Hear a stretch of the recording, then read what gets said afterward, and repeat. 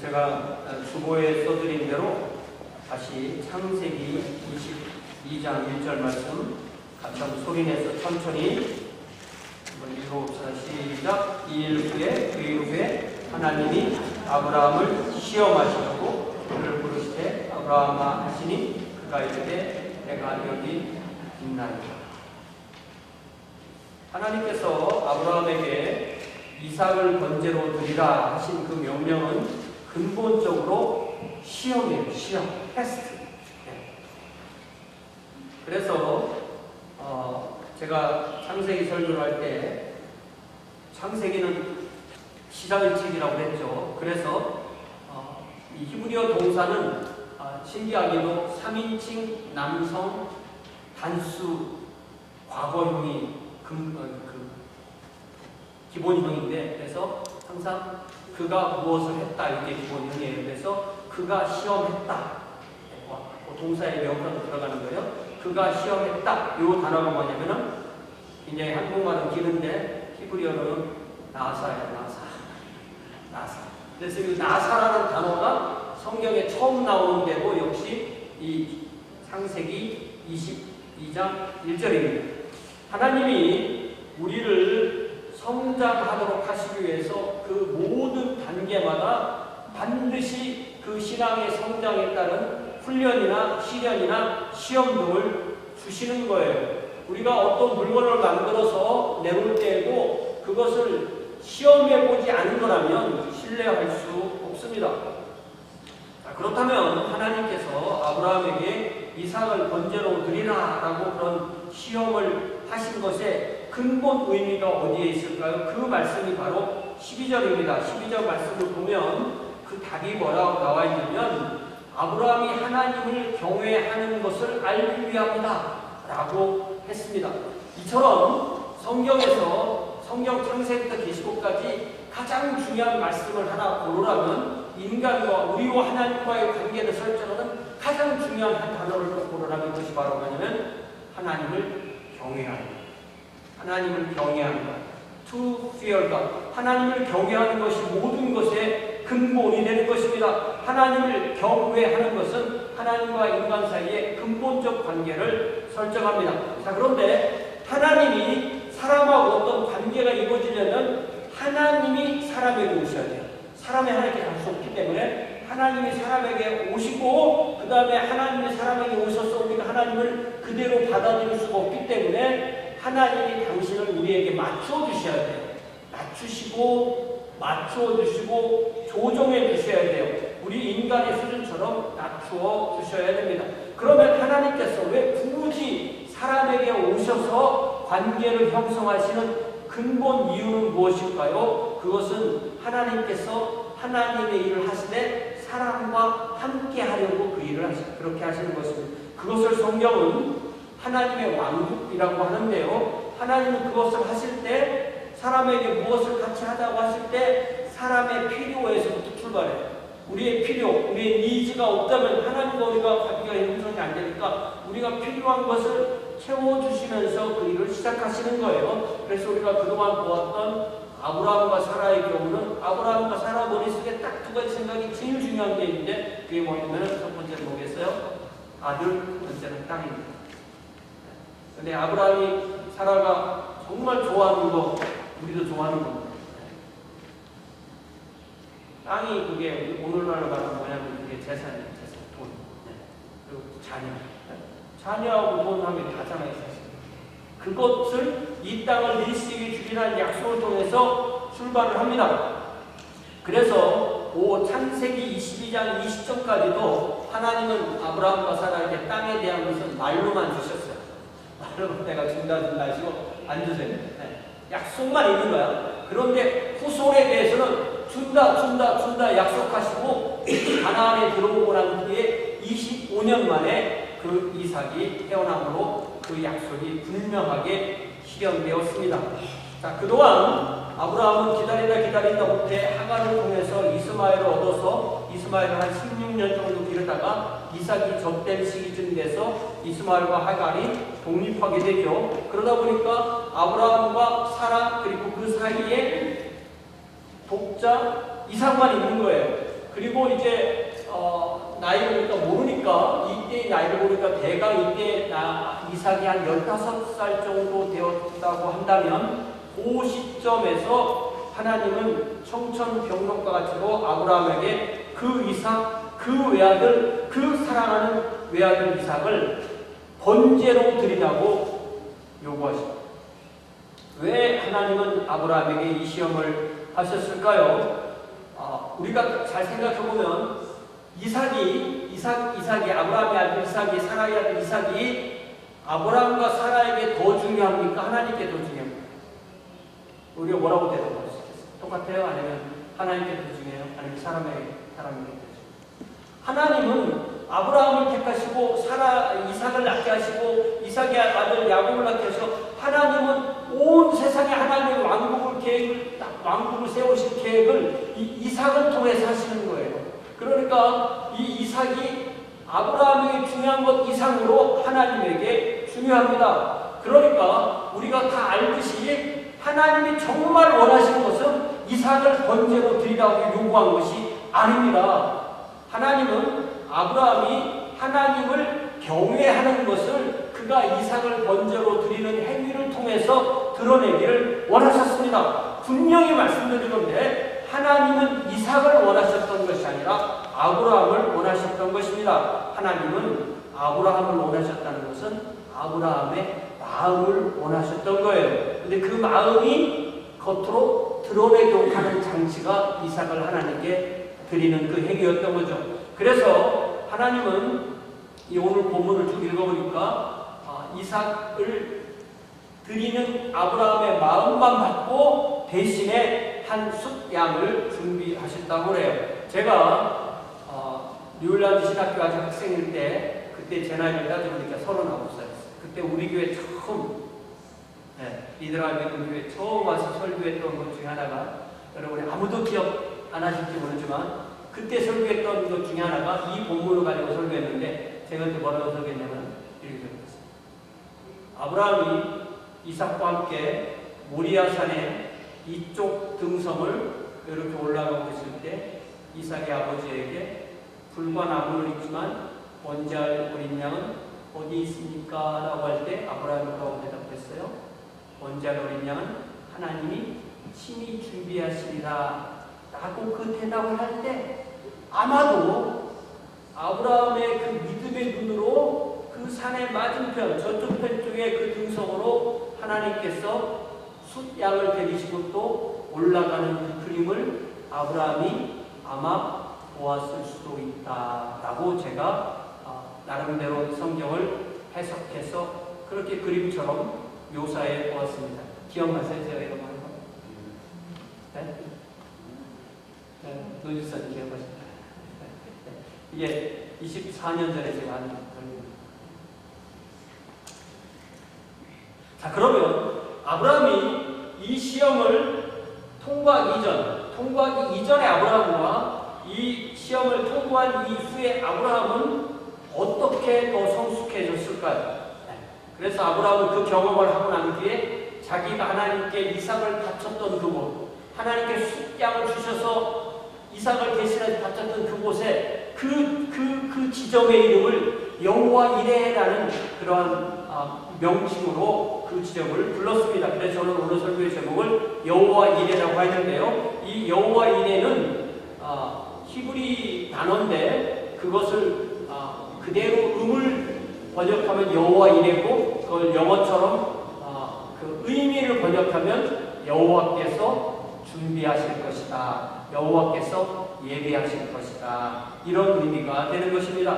성경에 있는 수많은 약속 중에서 이 약속처럼 이 약속에는 조건이 없어요. 이 약속에는 조건이 없고 그냥 우리의 미래에 대해서 우리의 앞날에 대해서 하나님께서 준비하실 거야. 네가 그 미래로 가면 거기에 하나님이 준비해놓고 기다리셔. 이 약속을 조금만 생각해보면 얼마나 우리에게 큰 믿음과 소망과 또 확신을 주는 그런 약속인지 모르겠습니다. 오늘 우리가 이 말씀을 나누는 동안에 하나님께서 우리를 하나님이 원하시는 모습으로 성장하도록 위하여 하나님께서 미리 우리의 미래에 가셔서 준비하고 계심을 분명히 깨닫기를 주님의 이름으로 축원합니다. 자, 이제 우리 11절부터 보겠는데요. 11절 보기 전에 9절 말씀을 좀 보겠어요. 9절 말씀을 보니까 하나님이 그에게 일러주신 곳에 이른지라 이에 아브라함이 그곳에 제단을 쌓고 나무를 버려놓고 여기까지는 이삭이 별 생각 안 한 거예요. 뭐 어떻게 되겠지, 양은 어떻게 되겠지. 그런데 갑자기 그 다음에 뭐예요? 나무를 버려놓고 갑자기 아버지가 어디에서 끈을 꺼내더니 자기 아들 이삭의 입장에서는 나를 붙잡아서 그 끈으로 결박해서 제단 나무에 번쩍 들어서 올려놓았다는 것입니다. 그래서 요 시점, 그의 아들 이삭을 결박했다는 것이 우리가 조금만 이 주의를 기울여서 본문을 살펴보면 이 구절이 얼마나 중요한지 깨닫게 됩니다. 아브라함이 하나님께 순종할 때 아브라함의 순종 속에는 이삭의 순종이 들어있는 것이기 때문입니다. 만약에 이삭이 아브라함에게 순종하지 않았다면 어떻게 되었을까요? 이삭이 또 힘이 셀 수가 있잖아요. 이삭이 힘으로 저항했다면 아버지가 여호와 하나님을 깊이 믿는데 너무 광신적으로 믿는 것 같아, 이를 생각하고 그 자리를 피해서 도망쳤다면 어떻게 되었을까요? 그래서 이 창세기 22장이 처음에 쓰여질 때부터 지금까지 몇천 년 동안 이 히브리 성경 연구를 하는 이 전통에서는 이 히브리서 22장의 이 사건을 우리는 이삭을 번제로 바침 이렇게 제목을 잡을 것 같은데, 히브리 사람들은 이 장의 제목을 뭐라고 부르냐면 아케다. 히브리 말로 아케다인데 뜻이 뭐냐면 결박이에요. 아카드, 그가 결박했다. 요거에서 명사형을 만들어서 아케다, 결박. 이 결박이라는 말은 아브라함이 이삭을 결박할 때 이삭이 순종했다는 그 내용이 포함되어 있는 것입니다. 여러분 혹시 결박 당해본 적 있으세요?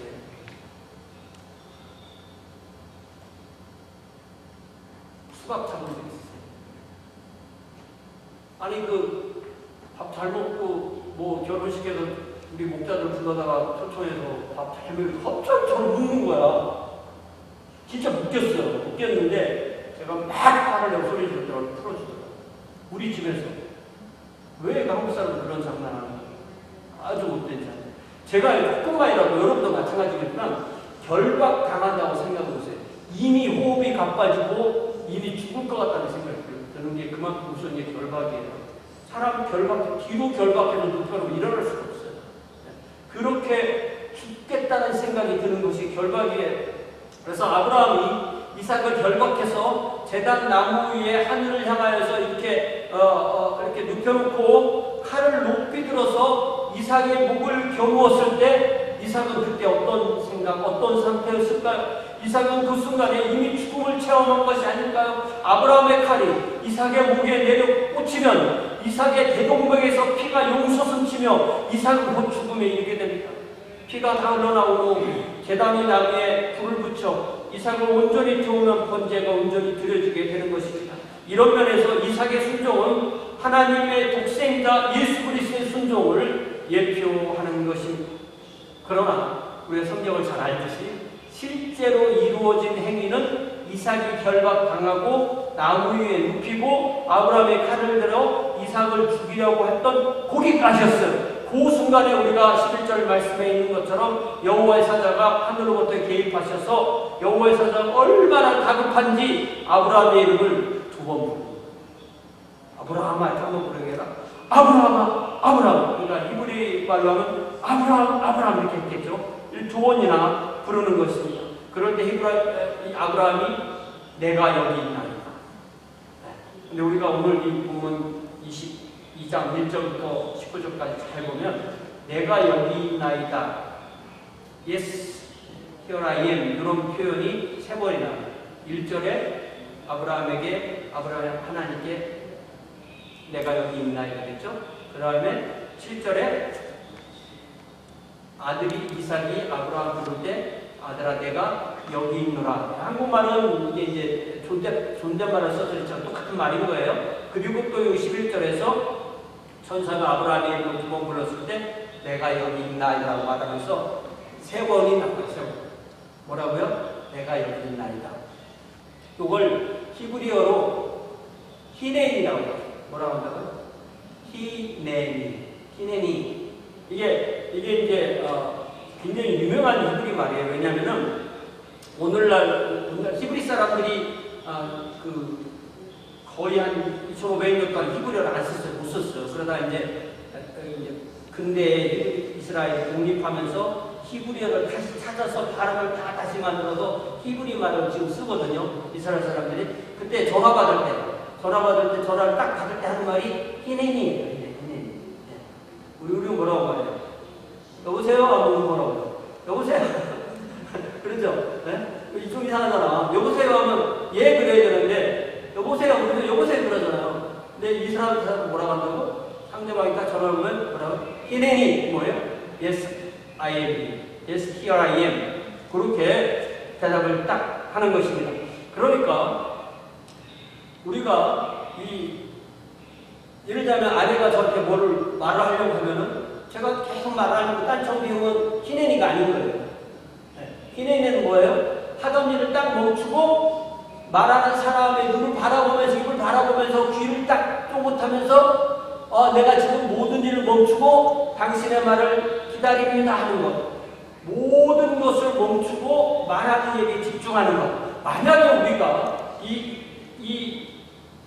22장 1절이나 아니 11절처럼 우리에게 말씀하시는 분이 하나님이시라면 우리가 하던 일을 멈추고 하나님께 집중해야 돼요. 우리가 하나님의 말씀을 읽을 때 그때가 바로 히넨이에요. 우리가 이렇게 예배를 드릴 때 우리는 예배 드리는데 우리 사업이 어떻게 되고 내 공부가 어떻게 이런 생각하면 히넨이가 아닌 거예요. 그걸 다 멈출 때 멈추고 하나님께 집중할 때 그때가 우리가 말씀을 들을 때든 예배를 드릴 때든 찬양을 올릴 때든 기도를 드릴 때든 우리는 어떤 자세를 취한다고요? 히넨이 멈추고 주님께 집중하는 것. 그런 면에서 히넨이는 멈춤입니다. 멈추고 하나님께 귀를 드리고 마음을 드리는 시간입니다. 바라기는 저와 여러분의 삶과 예배가 하나님 앞에서 이 히넨이 다음에 말씀을 들었으면 그 말씀을 실천해야 되잖아요. 그러니까 히넨이 멈춤, 그 다음에 듣고, 그 다음에 행동. 그러니까 히넨이와 행동의 반복, 멈춤, 들음, 행동, 드리기의 연속으로 이어지기를 바랍니다. 여러분 제가 테니스를 30년 쳤는데 아이들 테니스를 초보처럼 치는데 왜 못 치느냐면 이 테니스도 그 리듬이 있다네요. 피클볼도 한 1, 2년 됐는데 피클볼도 그게 리듬이 있답니다. 리듬을 가지고 움직여야 되잖아요. 저는 그게 안 되니까 이 성가대에서 제가 항상 문제가 되는 게 뭐야? 리듬 박자가 잘 안 되는 거예요. 근데 이게 알고 보면요 모든 게 리듬이 있는 거예요. 우리 예를 들자면 우리도 호흡이 있고 맥박이 있잖아요. 그렇죠? 그렇듯이 우리 삶은 전체가 어떤 면에서 이 리듬이 있는 거예요. 그 리듬이 뭐예요? 6일은 일하고 하루는 쉬어라. 그 일종의 리듬인 것입니다. 우리가 하나님 앞에서 하루하루 살면서 또 우리가 하나님의 말씀을 듣고 기도하고 또 순종하고 하는 이 모든 것이 우리의 삶의 가장 기본적인 리듬이 되어야 하는 것입니다. 이제 12절에서 사자가 뭐라고 말하냐면 그 아이에게 네 손을 대지 말라. 그에게 아무 일도 하지 말라. 네가 네 아들 네 독자까지도 내게 아끼지 아니하였으니 내가 이제야 네가 하나님을 경외하는 줄 아노라. 이렇게 말씀하십니다. 무슨 말씀이에요? 하나님이 원하시는 것은 이삭을 번제로 바치는 것이 아니라는 말씀입니다. 하나님이 원하시는 것은 이삭의 생명을 원하는 것이 아니라는 말씀이에요. 여러분 제 이 해석에 대해 어떻게 생각하세요? 하나님은 정말 이삭을 잡아 죽이기를 원하시는 거예요? 아니잖아요. 분명히 아니잖아요. 그러니까 그래서 멈추게 하셨죠. 하나님이 정말로 원하신 것은 이삭이 아니라 아브라함이었습니다. 아브라함의 마음이었습니다. 아브라함이 하나님이 주신 선물, 그의 외아들 이삭에게 가 있는 것이 아니라 그의 마음이 하나님께 있음을 그게 그 속에 마음이 있다면 그것을 행동으로 보여주기를 하나님은 원하셨습니다. 하나님이 이삭을 번제로 드리라고 말씀하시면 그 명령이 아무리 어려울지라도 두려움과 떨림 가운데서 순종함으로 하나님께 자신을 드리는 아브라함의 그 마음이 행동으로 드러나는 것을 보기 원하셨던 것입니다. 자, 그러면 여기서 심각한 질문 하나 해볼게요.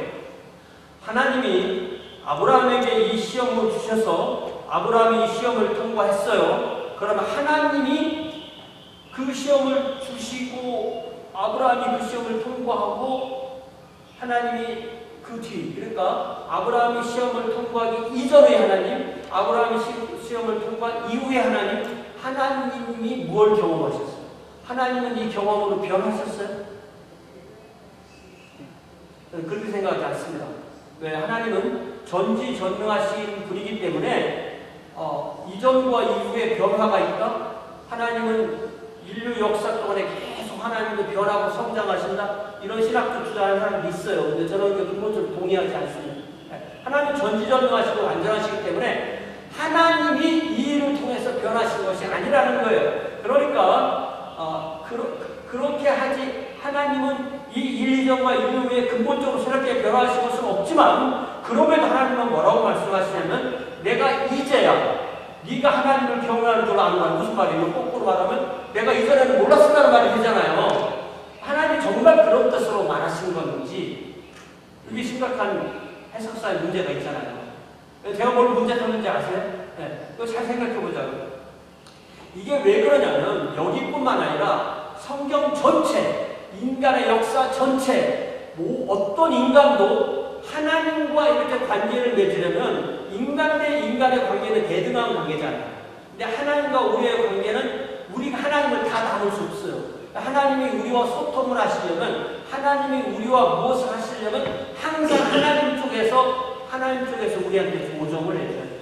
그래서 하나님이 사람과 관계를 형성하고 그 관계를 유지할 때 인간은 하나님을 다 이해하고 수용할 수 없으니까 하나님께서 인간에게 올 때 저에게 올 때 히브리어로 말씀하시면 못 알아듣잖아요. 제가요. 한국말로 말씀하시 알아듣잖아요. 그러니까 인간의 언어나 인간의 생각이나 인간의 문화나 인간의 능력이나 인간의 수용력에 하나님이 당신을 조정하여 맞추어주지 않으시면 우리가 하나님을 알 수가 없는 거예요.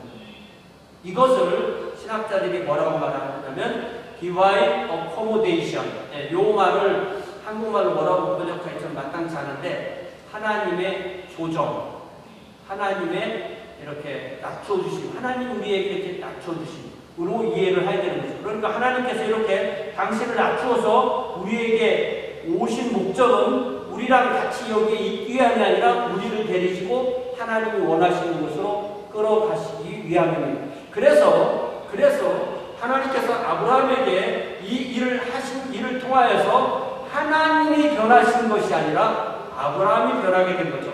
아브라함이 성장하고 성숙하게 된 것입니다. 아브라함이 이 일로 자신의 마음속에 있는 것을 행동으로 드러내 보일 수가 있게 된 거예요. 자, 그러면 아브라함의 생애에 이삭을 번제로 드리라는 이 엄청난 시험을 아브라함이 통과했는데 나는 그런 시험 안 통과할 게 좋네. 그것이 아닙니다. 왜?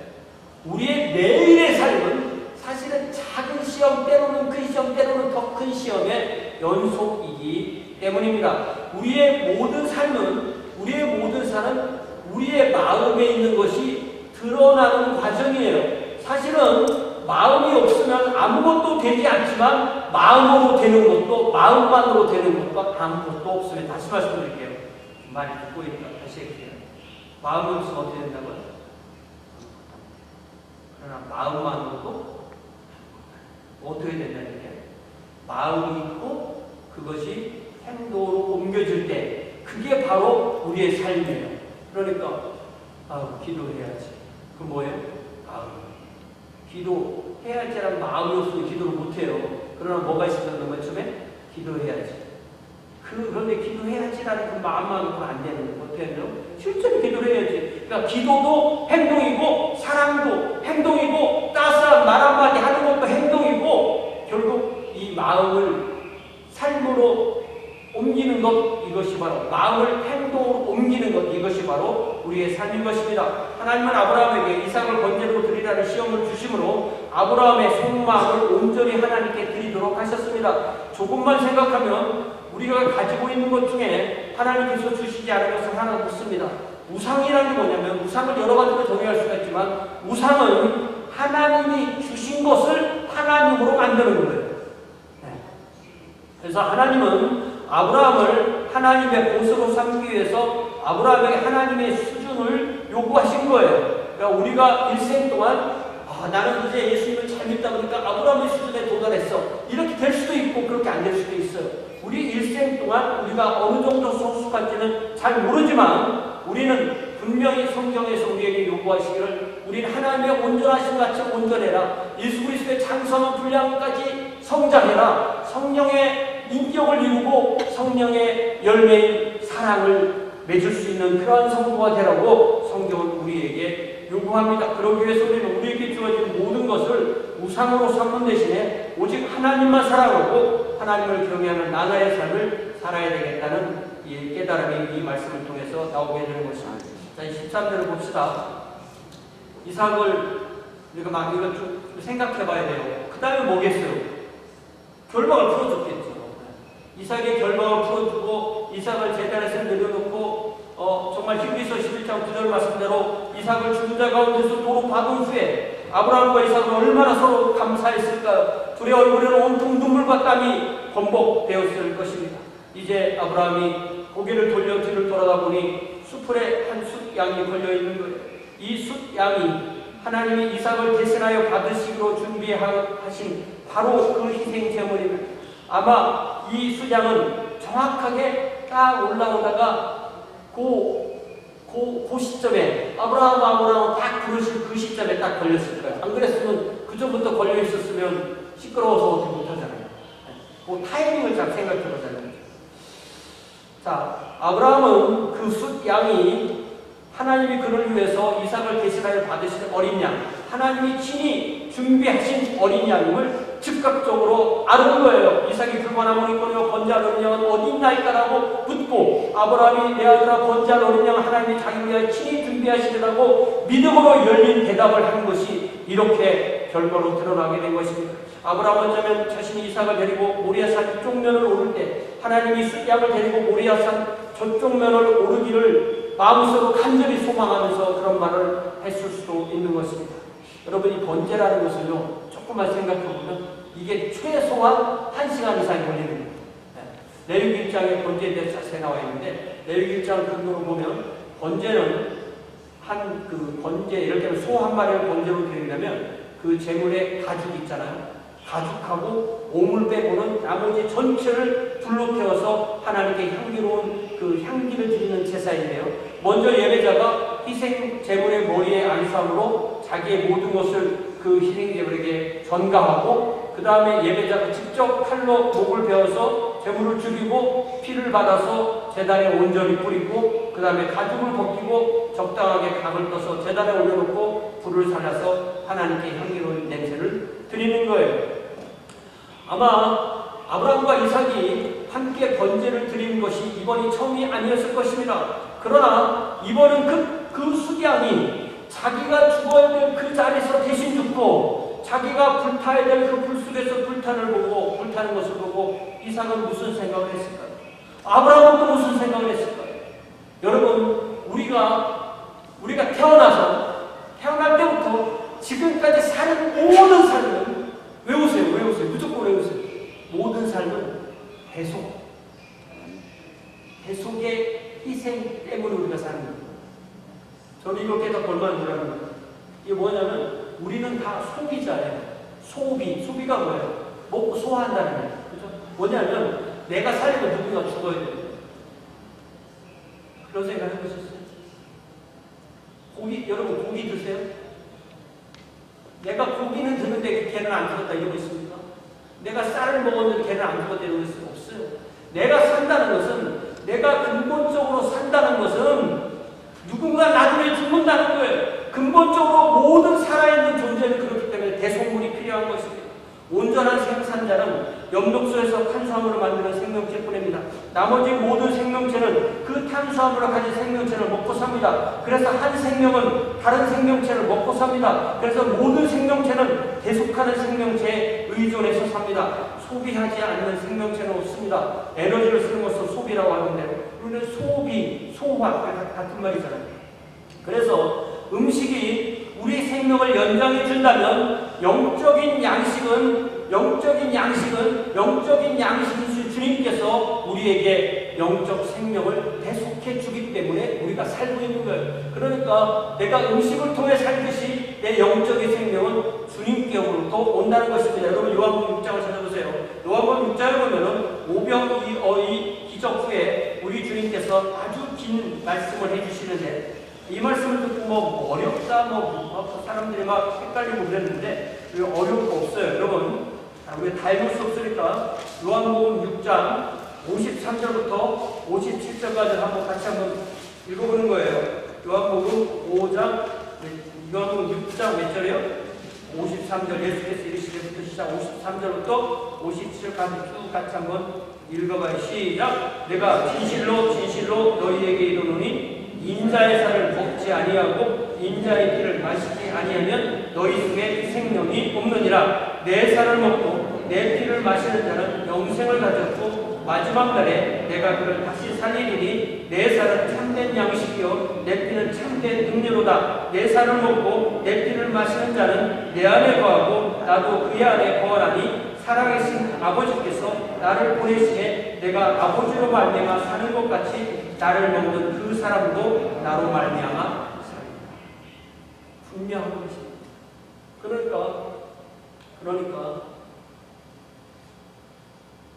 이삭이 죽어야 될 그 자리에 숫양이 죽었잖아요. 그러니까 그 숫양은 우리를 위해서 영적인 양식이 되는 그 피와 살을 주신 우리 주님을 예표하게 되는 것입니다. 자, 이제 다시 창세기 이제 22장 14절을 보겠습니다.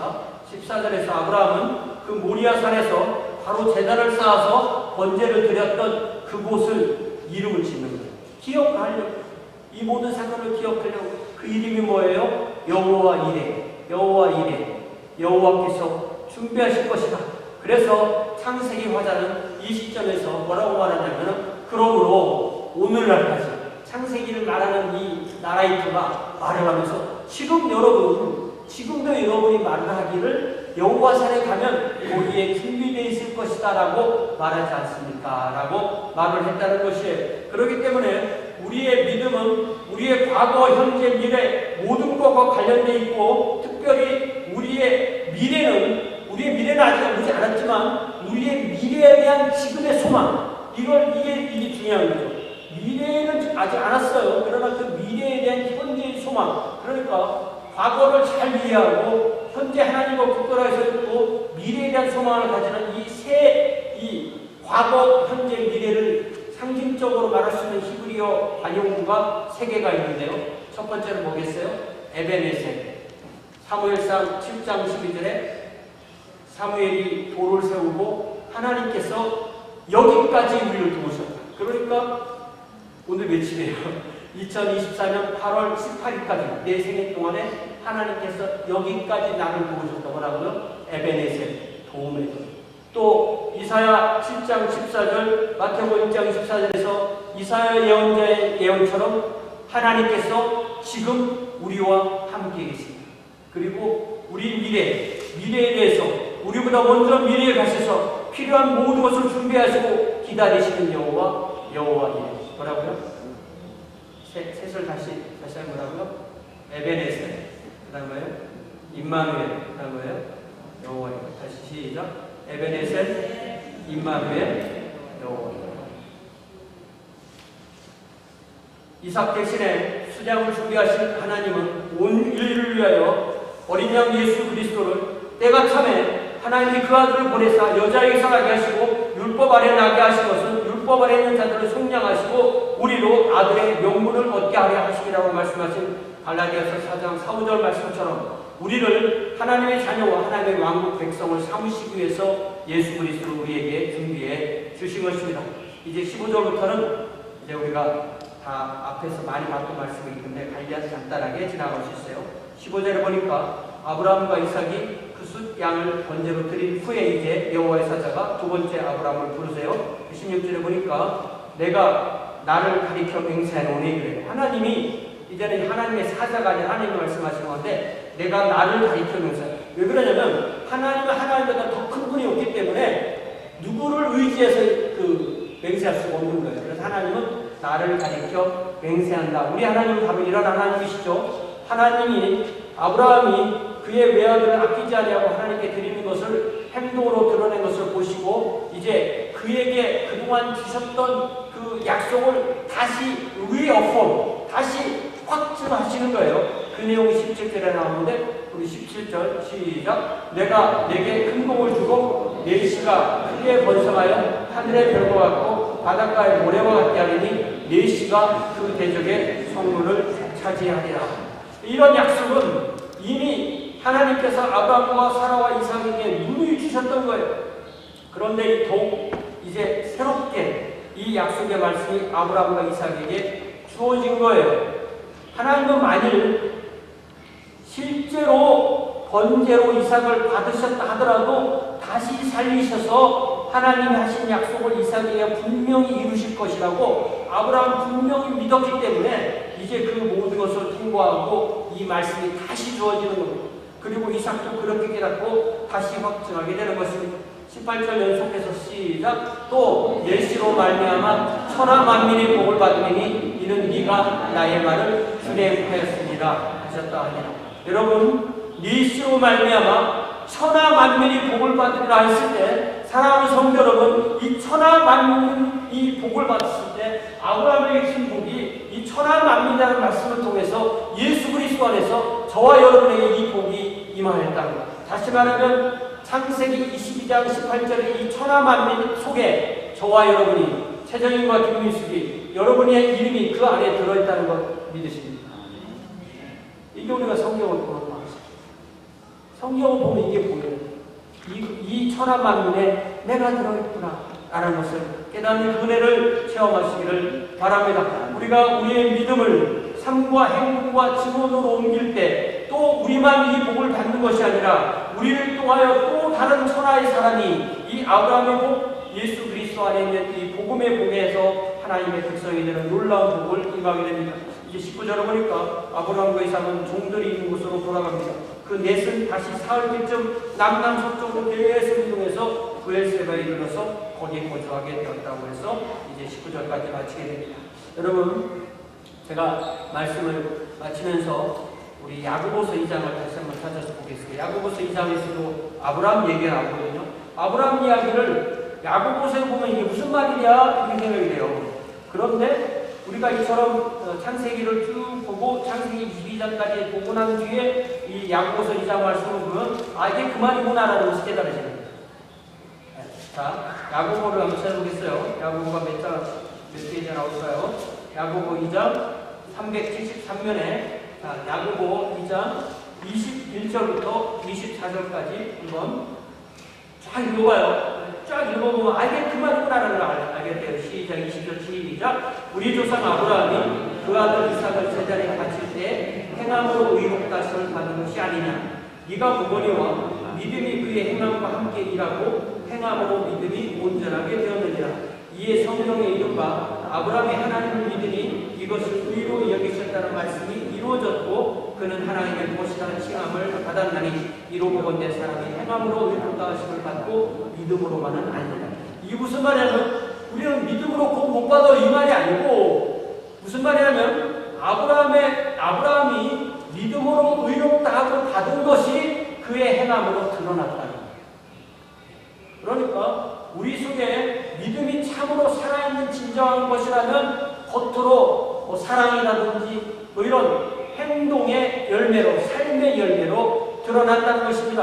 아브라함은 그의 믿음이 진정한 것임을 하나님의 시험을 통과함으로 행함으로 온전히 드러냈던 것입니다. 이 시간 우리 집사님 안주해 주신 동안에 우리도 우리의 믿음을 사랑의 실천으로 드러내는 이 한 주가 되기를 위해서 하나님 앞에 간절히 기도합시다.